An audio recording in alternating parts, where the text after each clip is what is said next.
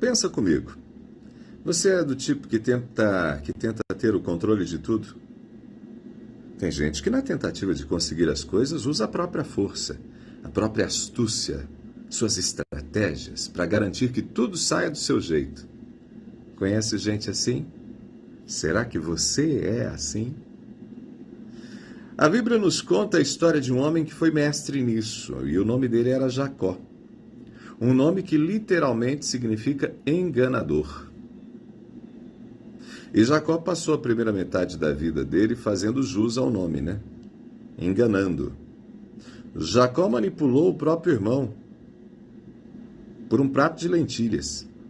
Enganou o pai, já cego, para roubar a bênção da família.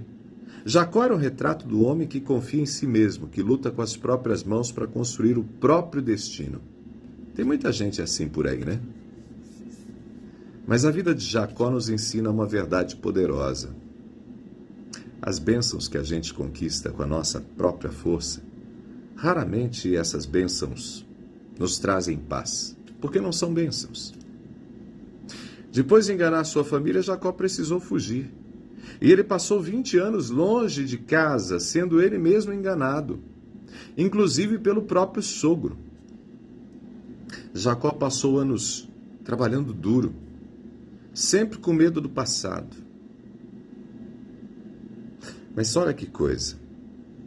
O ponto da virada acontece numa noite, sozinho, à beira de um rio chamado Jaboque. Naquela noite, Jacó estava apavorado. No dia seguinte, Jacó reencontraria seu irmão Esaú. Ele havia enganado Esaú. E por isso Jacó estava com medo. Não sabia se ia sair vivo desse encontro. E todas as suas estratégias, toda a sua esperteza, não podiam ajudá-lo naquele reencontro. Naquela noite escura, um homem misterioso aparece. Jacó percebe que ali está alguém mais poderoso do que ele. Alguém que poderia abençoá-lo, poderia mudar a vida dele. E Jacó começa a lutar com aquele homem. Eles lutam a noite inteira. Jacó, o lutador de sempre, não consegue vencer, não. Mas ele também não desiste. Ele não larga do homem. Pela primeira vez na vida, Jacó não está tentando controlar a situação. Jacó está apenas se agarrando, desesperado por uma bênção. Uma bênção que ele sabe que ele não pode fabricar essa bênção. E no clímax da luta, o homem toca na articulação da coxa de Jacó e desloca. Com um toque, o homem quebra a força física de Jacó. E ali, agarrado, fraco, ferido, Jacó recebe um novo nome e a bênção que ele tanto buscou. A Bíblia diz em Gênesis capítulo 32, no verso 30, o seguinte: Jacó chamou aquele lugar Peniel, pois disse, vi a Deus face a face, e contudo, minha vida foi poupada. Coisa linda, né? Amigo, amiga, a história de Jacó é também a nossa história, sabia?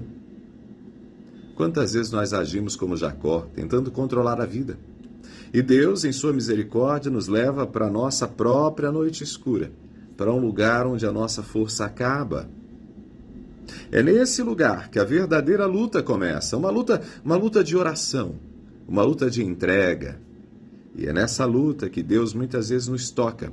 Ele quebra a nossa autossuficiência, a nossa prepotência, o nosso jeitinho. Ele quebra e a gente sai mancando. Mas sabe de uma coisa? O caminhar manco de Jacó foi a maior prova de sua transformação. Jacó parou de correr na própria força e Jacó aprendeu a andar apoiado em Deus. A ferida foi o selo da sua bênção. Foi o memorial de que ele viu Deus face a face e sobreviveu. Talvez você esteja numa noite de luta hoje. Talvez se sinta fraco, ferido. Mas escuta o Ronaldo. Veja isso. Veja essa luta que você está vivendo como um convite para parar de lutar contra Deus e começar a se agarrar a Deus. Meu querido amigo, minha querida amiga, que a gente não tenha medo de lutar com Deus e de sair mancando. de sair ferido. Porque é nesse mancar, apoiado nele, que a gente finalmente aprende a caminhar de verdade, a caminhar na verdade. Amém? Que Deus os abençoe. Se o vídeo de hoje fez sentido para você, curta, comente, compartilhe, passe adiante. Pode abençoar alguém. Abraços do Ronaldo, a gente se fala.